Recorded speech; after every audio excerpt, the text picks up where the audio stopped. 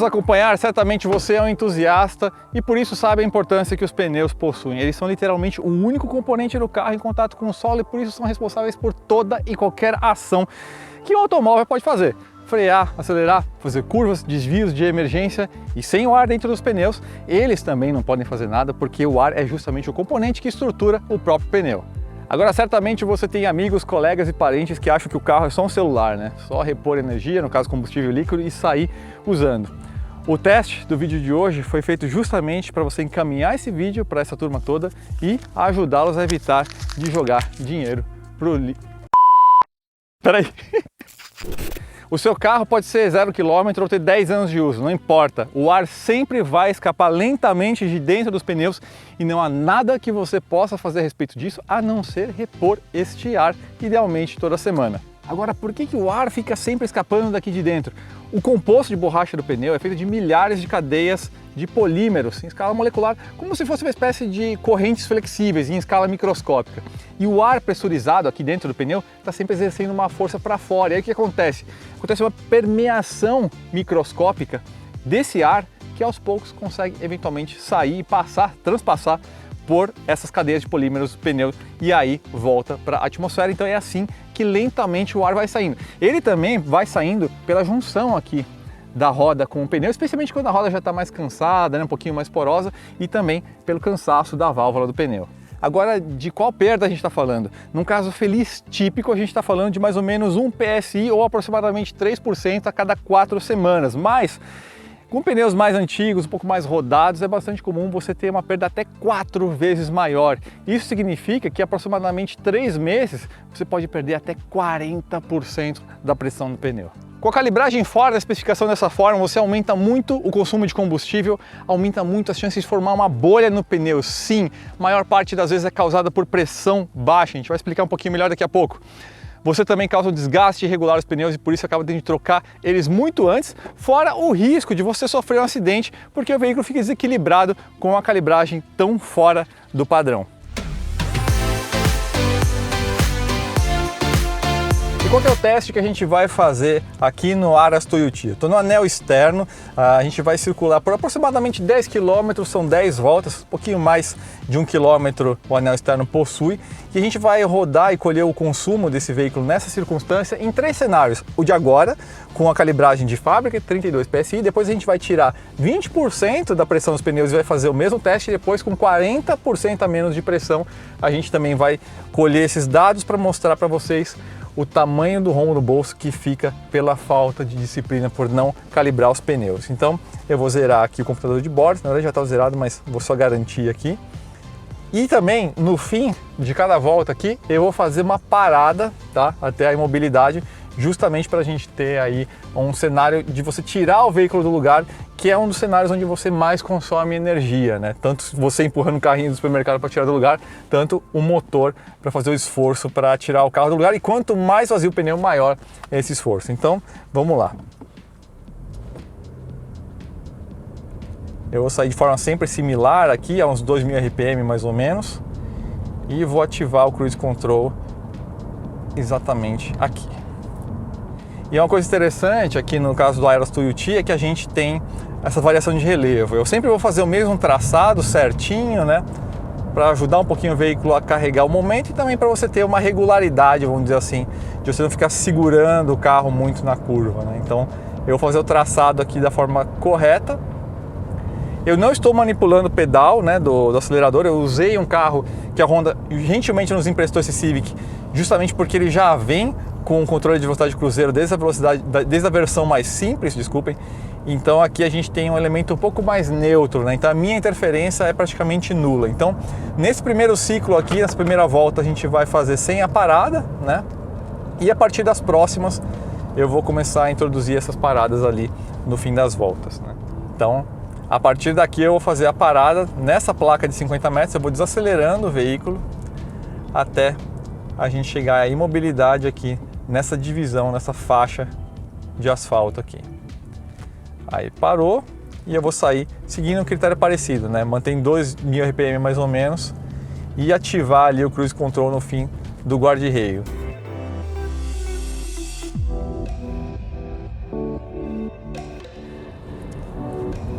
Então a gente está se aproximando agora do fim da volta. Eu vou apontar para vocês o consumo ali na passagem do pórtico, tá? Que é exatamente onde a gente começou o ciclo. Nessa última também não vou fazer a parada, tá? Então 13,5 km por litro o consumo do Civic nessa circunstância que a gente parou agora. Então agora vamos para o segundo teste. Eu vou sangrar um pouquinho a pressão dos pneus aqui em 20% para esse segundo teste, né? Então arredondando para baixo um pouquinho, tá? Na verdade a gente vai abaixar para 25 libras os pneus.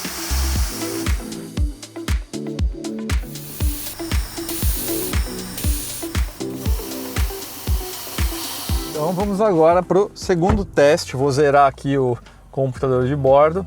Lembrando que o ar-condicionado ligado também, situação de uso bem real aqui. Agora a gente está com 25 PSI, então uma redução arredondada para baixo, né, de 20% a menos de pressão. Então o teste vai ser exatamente o mesmo, então fazer a saída aqui tentando manter na casa dos 2000 RPM e vamos que vamos.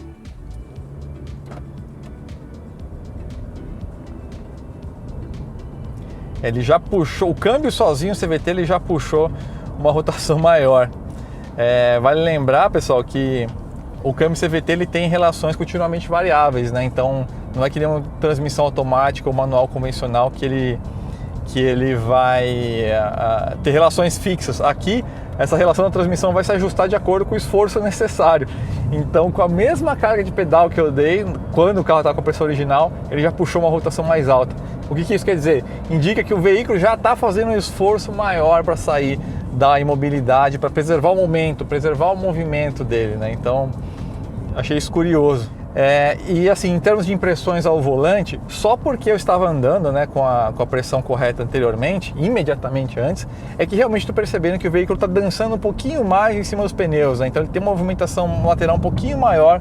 Nessa curva dá para perceber bem, né? E nessa curva também eu escuto a rotação do motor um pouquinho mais presente, né? Ele fazendo esse esforço um pouco maior. E essa aqui, pessoal, é uma situação muito, mas muito comum de uso, né?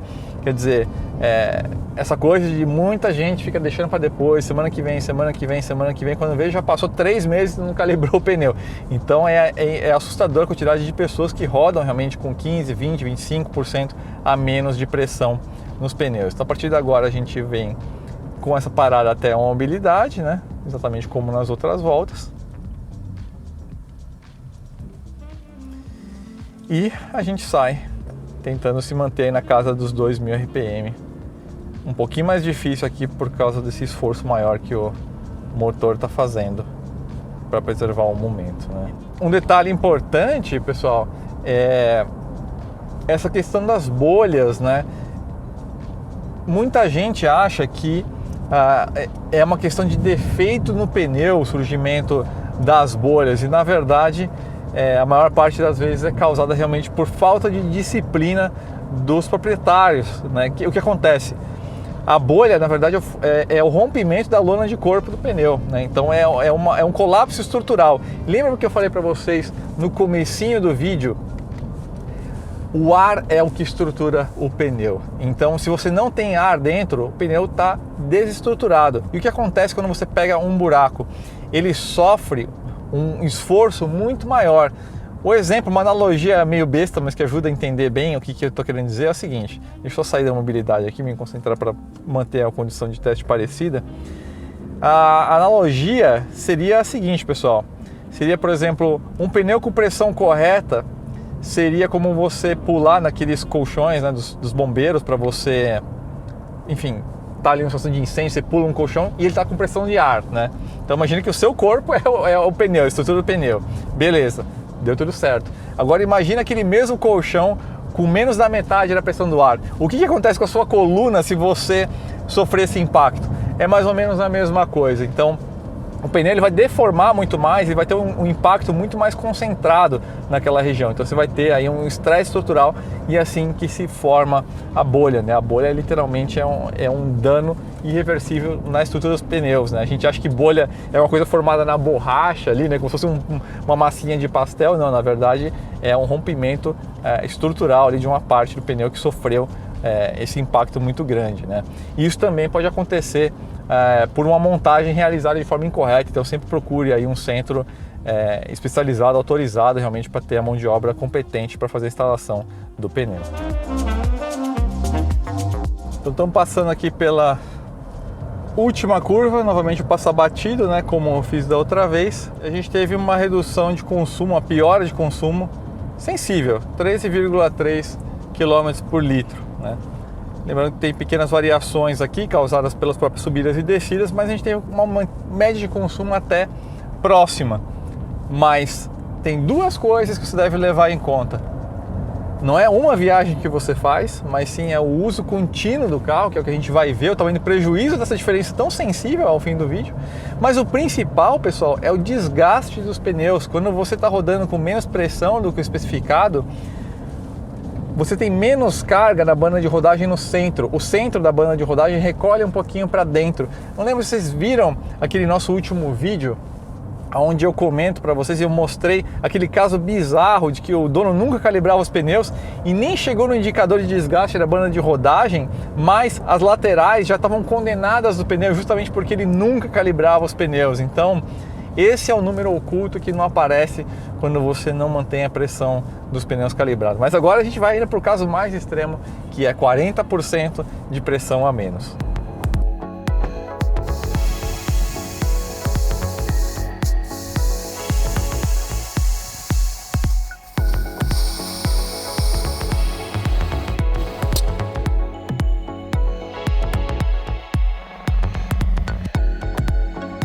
Então agora a gente vai finalmente para 40% a menos de pressão, que parece um absurdo, mas a quantidade de pessoas que rodam com a pressão baixa próximo a isso é muita gente, realmente. Aquele pessoal que nunca calibra os pneus, que é aquele caso que eu contei daquele vídeo que a gente assistiu, né, que vocês assistiram, desculpem, que o cara perdeu os pneus muito antes da metade da quilometragem prevista, justamente porque por nunca calibrar, os ombros externos desgastaram de forma absurda. Mas enfim, vamos lá. Então já estamos com o conteúdo de bordo zerado, vamos sair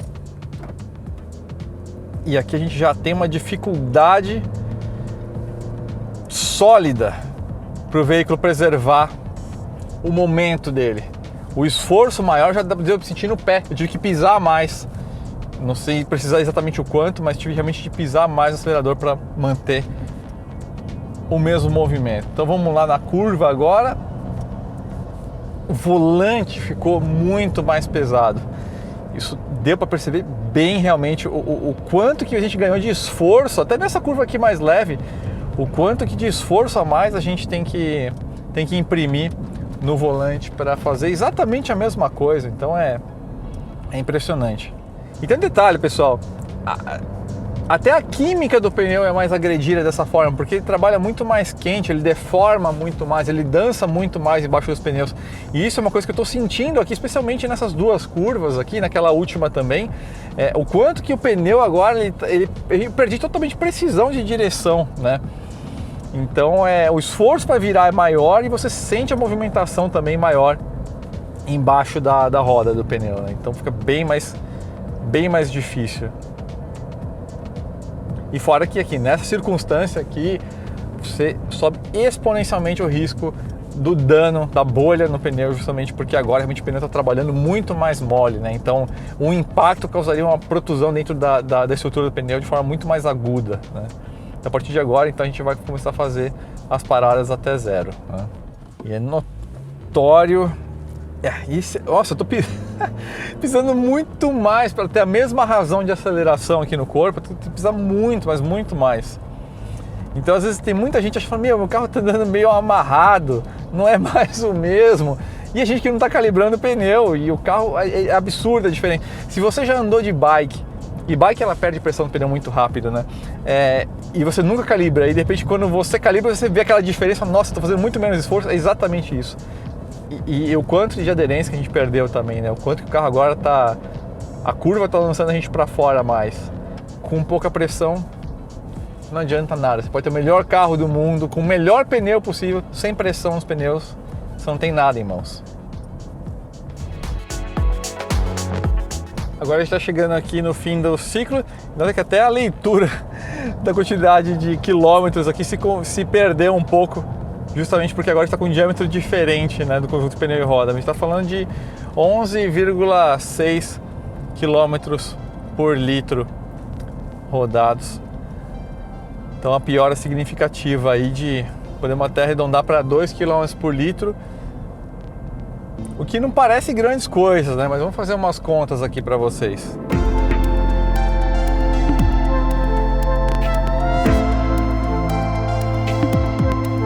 Agora vamos falar da dolorosa então.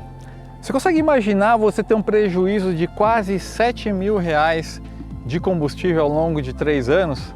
É exatamente isso que você vai rasgar em termos de dinheiro se você é um cara que roda mais ou menos 90 km por dia, você trabalha, por exemplo, numa outra cidade, nessa situação que a gente apresentou para vocês do consumo com 40% a menos de pressão. Ao longo de 3 anos você vai literalmente ter gasto quase R$7.000 a mais do que se você tivesse mantido a pressão adequada. Só que tem um detalhe, 2 aliás, nessa conta você também pode anotar a substituição dos pneus, mas muito antes do que seria se você mantivesse a pressão adequada, justamente por causa do desgaste irregular que a gente falou, né? Muito mais carga vai ser concentrada do lado de fora dos ombros da banda de rodagem, justamente porque o centro da banda de rodagem, com pouca pressão, o pneu vai recolher. Trabalha muito mais quente também, né? Ele deforma muito mais. Então, além desses R$7.000 aí, põe um jogo de pneus aí na conta, então você já só imagina o quanto que você não tem de prejuízo. A gente está falando então de mais ou menos R$2.311 de prejuízo ao longo de 1 ano só. E tem um outro detalhe muito importante, pessoal. Esse teste que a gente fez aqui não representa muito a realidade não, tá? Porque aqui a gente não tem trânsito, não tem congestionamento, não tinha ladeira e em boa parte da volta o veículo faz no embalo, né? A gente tem essa descida aqui, a subida aqui é relativamente curta, então no mundo real essa diferença de consumo vai ser muito, mas muito maior. No caso dos 20% a menos de pressão, a gente está falando de um prejuízo acima de R$600 só em combustível ao longo desses 3 anos. Se por você tudo bem rasgar esse dinheiro e não tem problema, fora o custo dos pneus que também vão desgastar muito antes do regular, então tudo bem. Mas na verdade não, né, pessoal? Pressão dos pneus devem ser mantidas aí toda semana, idealmente, no máximo, mas no máximo 1 vez por mês, não só por essa questão de consumo que a gente falou, pelo desgaste dos pneus que a gente também falou, mas principalmente para você evitar a formação da bolha nos pneus que a gente explicou, porque evitando o rompimento da lona de corpo ao manter a pressão do pneu adequada, justamente porque assim ele se mantém estruturado. Certo, pessoal? Então, pneus calibrados toda semana. Nos vemos numa próxima. Valeu, gente!